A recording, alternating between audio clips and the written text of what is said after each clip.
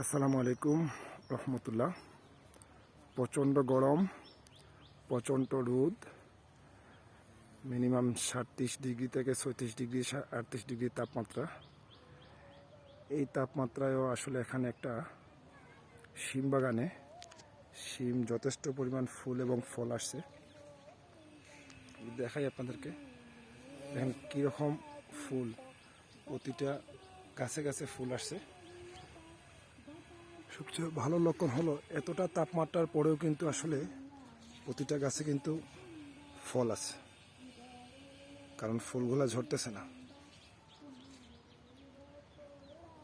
ঠিক আছে, খুবই সুন্দর। আর এখানে কিছু মৌমাছি আছে যেগুলোর মাধ্যমে পরাগায়ন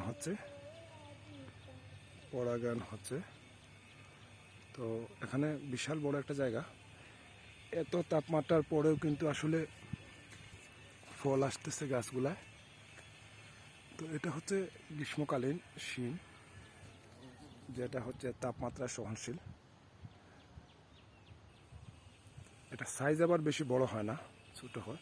তো আপনারা যারা শিম চাষ করেন এই জাতটি চাষ করতে পারেন। গ্রীষ্মকালীন শিমটা ফলন অত্যন্ত ভালো, আলহামদুলিল্লাহ। ধন্যবাদ সবাইকে। আসসালামু আলাইকুম রহমতুল্লাহ।